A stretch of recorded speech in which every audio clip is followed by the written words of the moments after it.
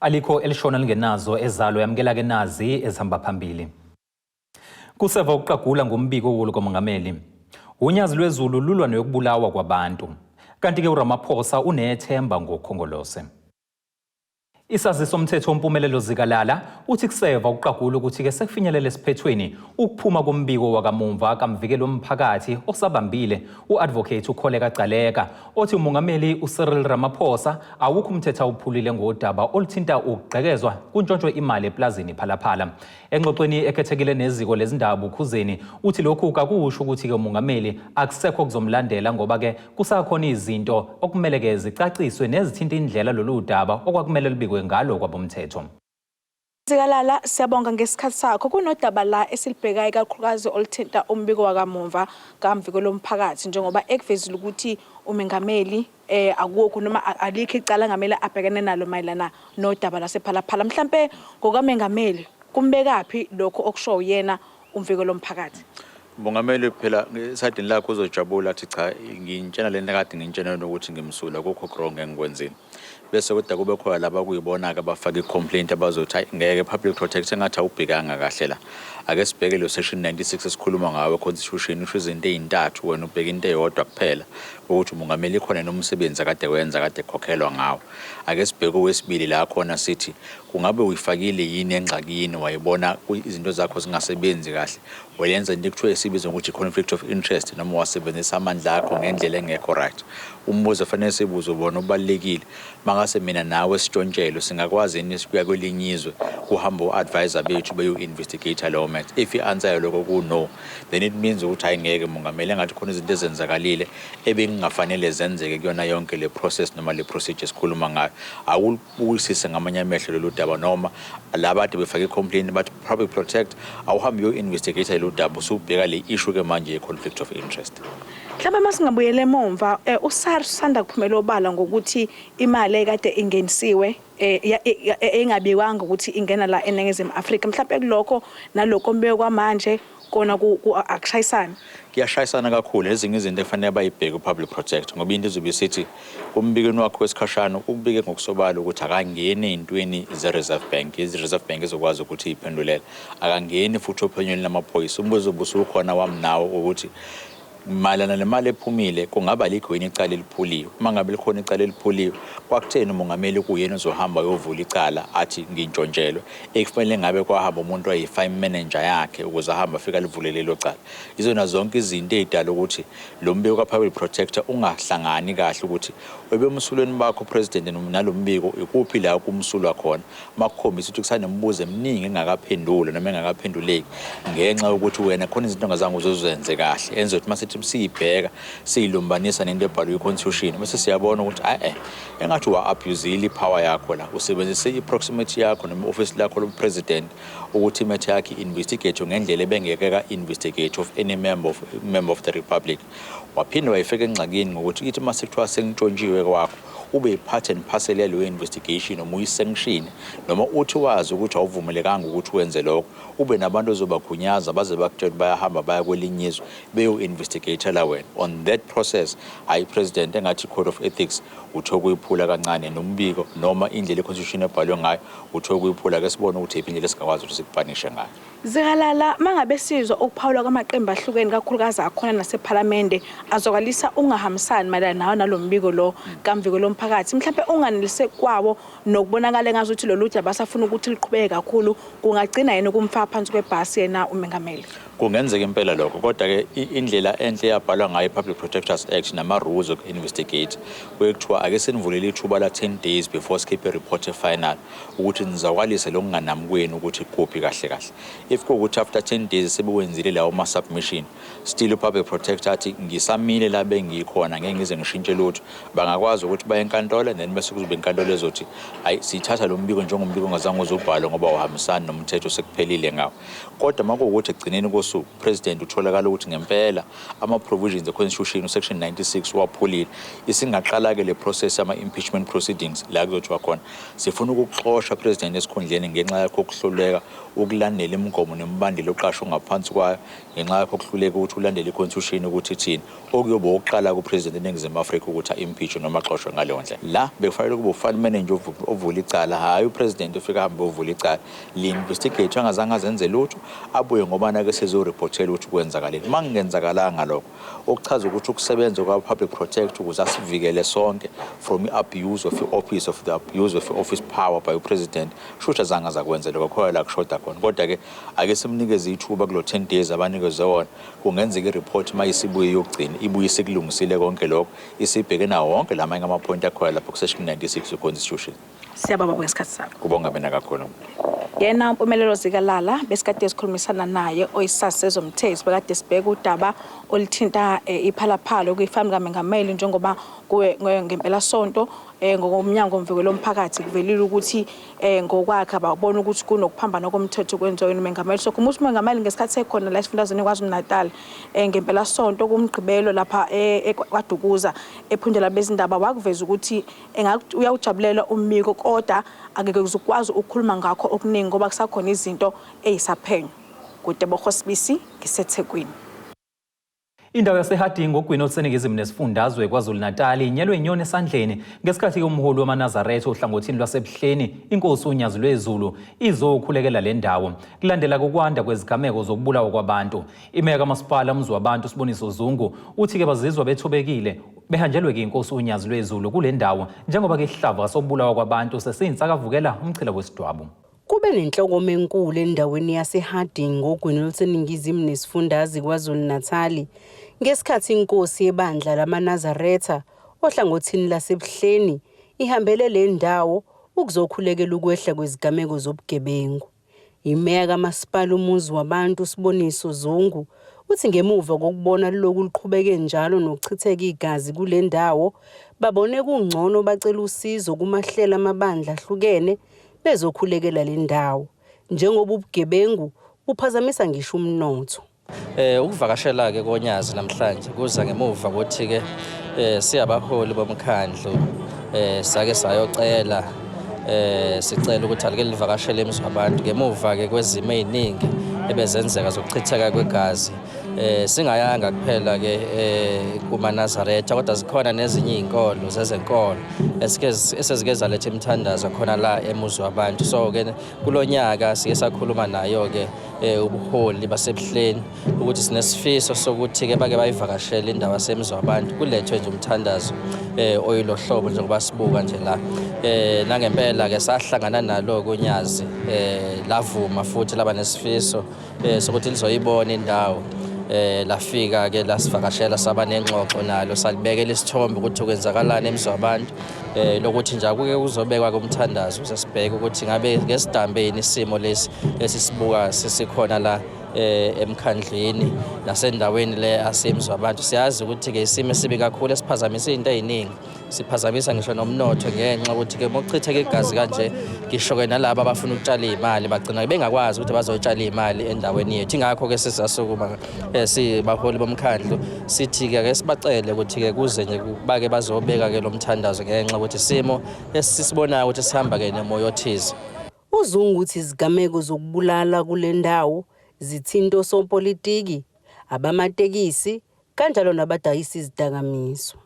Kuzokhumbuleka ukuthi isimo ke lesi sibhekene nasemziwabantu sithinta ke izinhlaka ezihlukene. Kuzokhumbuleka ukuthi ke around 2016 kwakaba ke nesimo esibi la kade ke kubulawa khona sopolitiki nomunye wayekade ngenelo zoba ikhansela bakwazi ukuthi ke bagcina sebemtholile bambulala lapha eWard 1. Siningi ke izigameko ezike zenzeka ezithinta ipolitiki kodwa futhi zikhona nezigameko ezike zenzeka ezithinta ke ngisho nabo ke laba basembonini amatekisi la besibuka kubulawana ngesihluku kuyona le ndawo ngezimpi ke zithinta amatekisi kodwa zikhona ke futhi nezinye izimo esizibona ke ziqubuka ke manje la kubulalana khona abantu ngesimo esihlangene ikakhulukazi nezidakamizwa lezi sibizwa phecelezi kuthiwa iwonga. So izigameko ke ezikanjalo ezenzekayo Emziwabantu siyathemba ke ukuthi ke ngokungenelela ke yebo uhulumeni uyangenelela ngamaphoyisa, kodwa ke futhi siyafisa nokuthi ke nabo amabandla abe nengxenye ayidlalayo ngenxa ukuthi ke yenye ama stakeholders esibambisene nayo Emziwabantu ukuthi nabo abake bangenelele balethe umkhuleko sibheke ukuthi ngebe sidambe yini isimo lesibhekene naso. Ube senxusa umphakathi owakhele le ndawo ukuthi ubambisane nohulumeni ukunqanda ubugebengu kuyona le ndawo.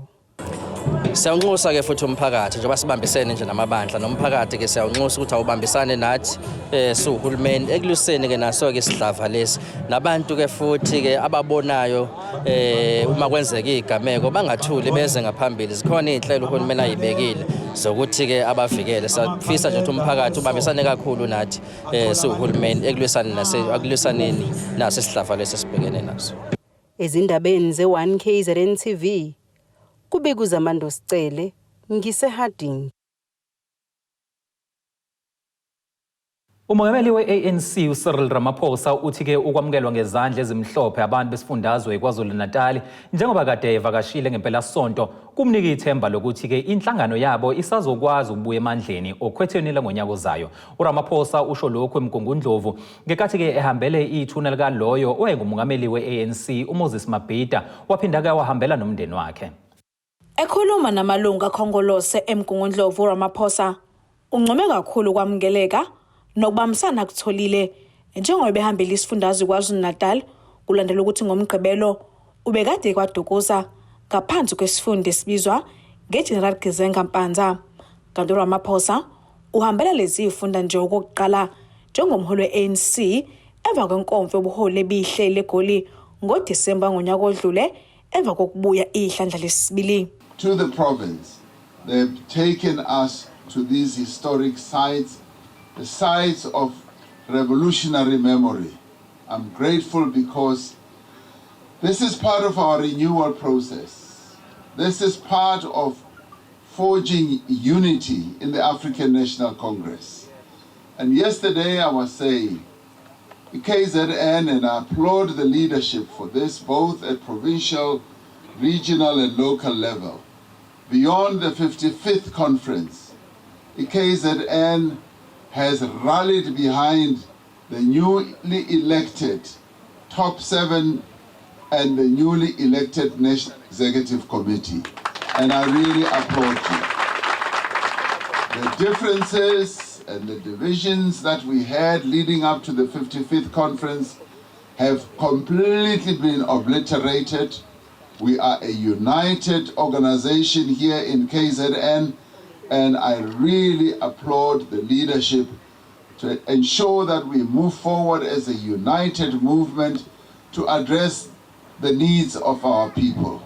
The work that is being done, as I saw yesterday, Masigwa Watuguza, I just could see that the leadership is energizing our membership, energizing our volunteers, and energizing our people. Eqhubeka nenkulumo yakhe emva kokubeka izimbali ethunelwe engumholi we-ANC uMoses Mabhida uthi njenge-ANC abangabazi ukuthi bazohamba phambili okhethweni langonyaka ozayo. I can smell victory. I can smell the victory of the ANC. I can see it, I can smell it, and I can touch it. Umsebenzi nuwenzayo, my comrade. I'm not saying this because I'm a president. I am saying it because I saw for myself. And I want to encourage you to continue uniting this glorious movement. What are the divisions that we have had in the past leading to the provincial conference or regional conferences?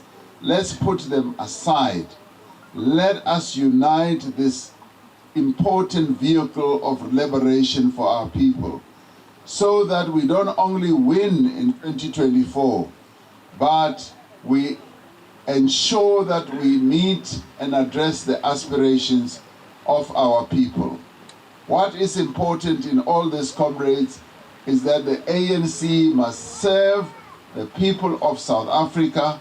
We must become servant leaders and we must ensure that the African National Congress is once again seen as the leader of society, as an organization that addresses the needs of our people.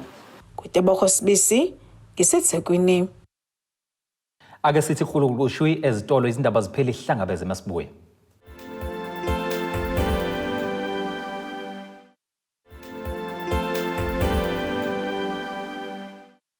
Nina besikhova sikaMapitha Mgwagwa weZulu asikubingelele nazi izindaba ezihamba phambili. Kuseva ukuqagula ngombiko wolu komongameli. Unyazilwezulu lulwa nokubulawa kwabantu. Kanti ke uRamaphosa Unethemba ngokhongolose. Njengoba isiteleka senyunyana yezisebenzi zezempilo ezingamalungu enehawu singenela usuku lwesishiyagalombili, inyunyana yezisebenzi zikahulumeni iPSA ithi khathazekile ngokusatshiswa kwamalungu ayo uma ezikhungweni zokusebenza. Kwaziseke kayiyona ingxenye yalesiteleka esiqhubekayo. Uxolani Dlamini wePSA uthi okubuhlungu ukuthi amalungu abo azithola ejezelo okungafanele njengoba bezobanjelwa nemiholo njengabantu abangekho emsebenzini nabangahambisani nakho.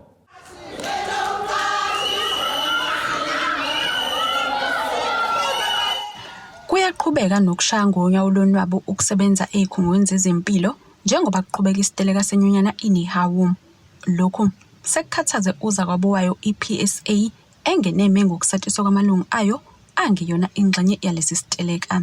Isima sisihle kakhulu and njengoba sidla nje ePritmisheni inimini besina lento ukuthi ama members amaningi besifonela ethi asatshiswa abanye abakwazi ukungena kwezinye indawo. Kunendawo la khona kade kukhona into engathi inobudlame phakathi. Siyakholela ukuthi ozakwethu ngeke bayivumele into ukuthi kube nokukhothena omnjalo. Siyabona ukuthi sekhona abathatha iadvantage noma asebesebenzisa leli thuba ukwenza izinto zobukhotheni noma zobudlwembe.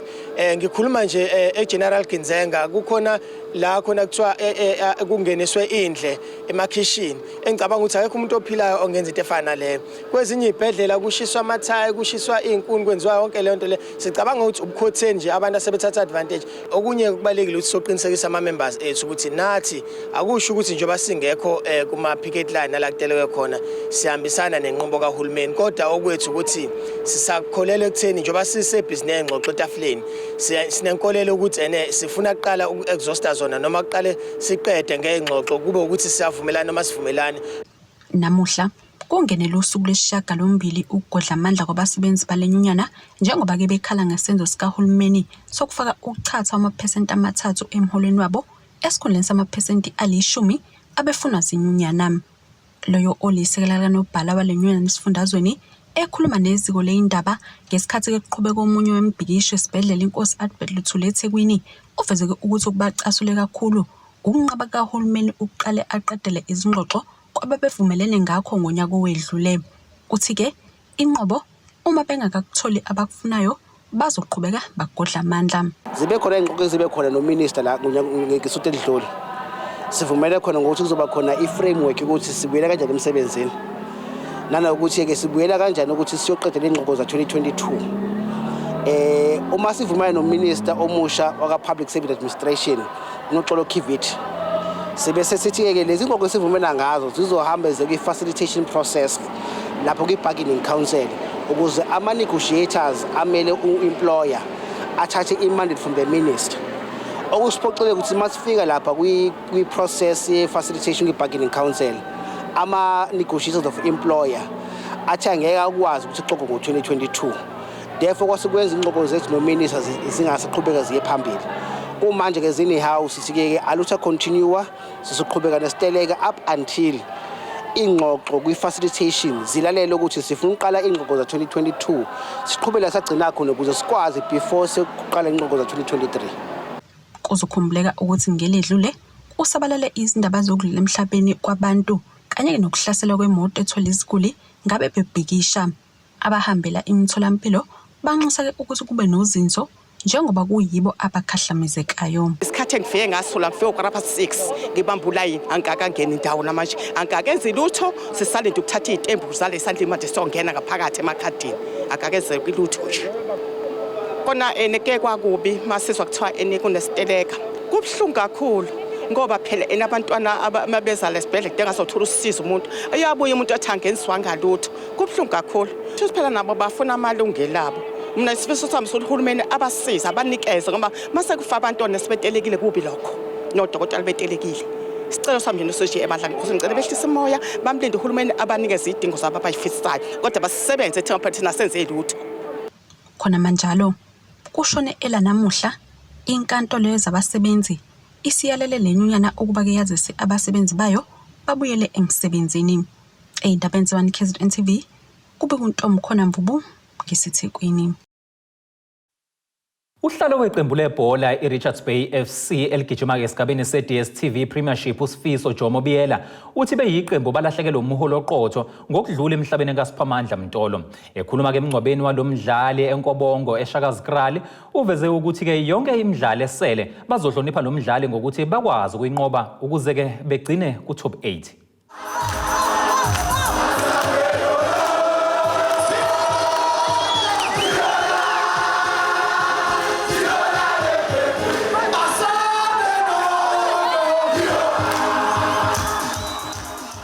Abadlali izikhulu esisuka emaqenjini ahlukene abalandeli kanjalo namalungu omphakathi bebeyingxenye yenkonzo omncwabo kaSiphamandla Sipepe Mtolo ebibanjelwe eNkobongo kwaDukuza. Lo mdlali wasesiswini weRichards Bay FC obephinda bawukapteni udlule emhlabeni ngeviki ledlule ngenkathi equleka enkundleni bezilolonga noza kwabo. Abadlali abalandeli bavalelise lo mdlali ngomculo nokuyinto abaphila ngayo ezinkundleni zemidlalo. Usihlalo waleli qembu uSifiso Jomobiela uthi bekuyiqhawe aphinde abe umholi oqotho uMtolo. Usipepe is ngoba ngisho nje rare quality, unifier, heartbeat, unsung hero, underrated by those who does not know football. But all racial and understand football deep.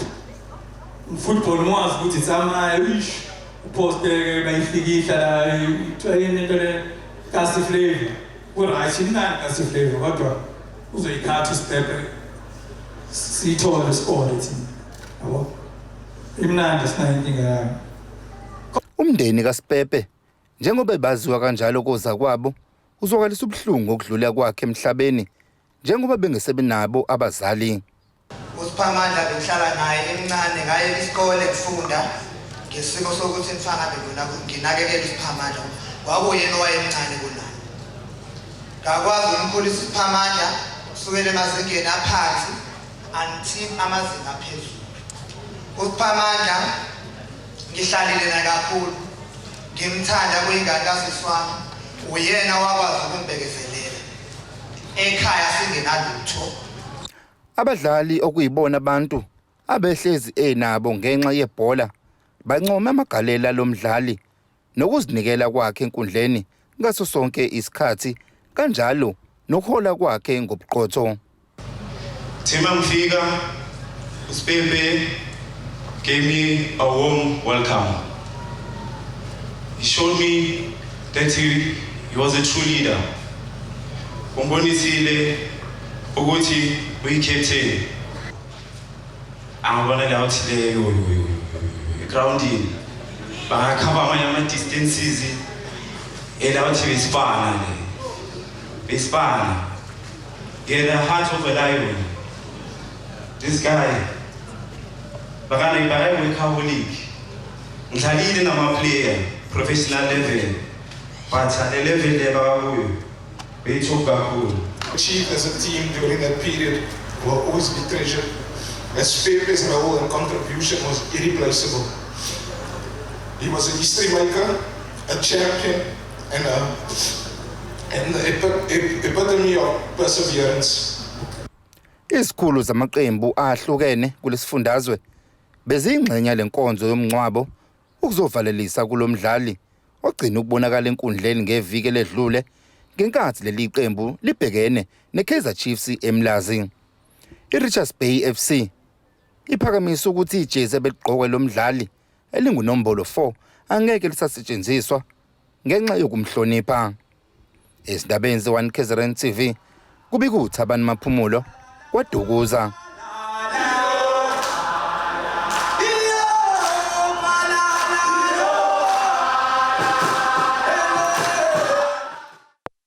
Ake siphinde futhi siphefumule siye ngasezitolo sihlangabeze masibuya.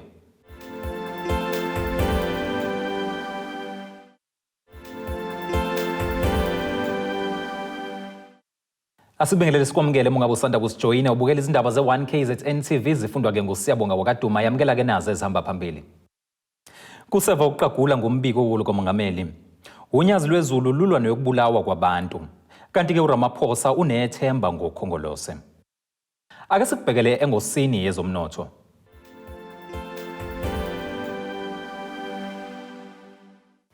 Irandi lakuleli u-18.17 maliqhathaniswa nedola laseMelika liphinde libe u-21.99 maliqhathaniswa nopondo waseBrithani liphinde ke libe u-19.50 maliqhathaniswa ne-euro lase-Europe.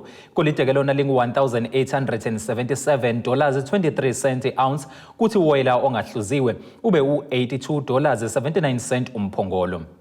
Ake sikubhekele ngosini yezemidlalo.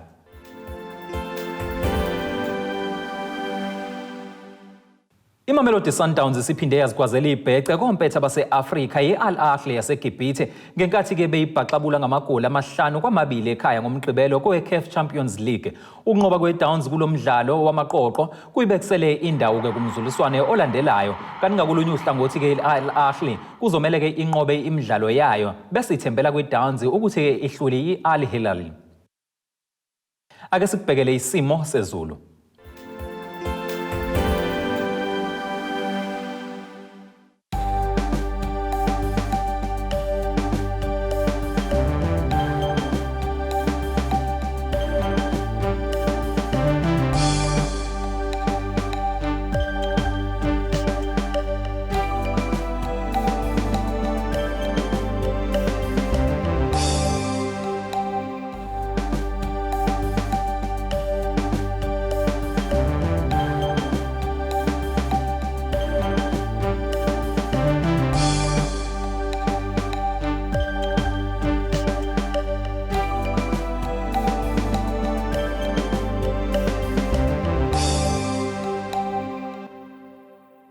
Nina bekonjani edukelwe ezulwini zingakade sikuphathele zona namhlanje sihlangabezana kanjani futhi kusasa ngesikhathi esifanayo.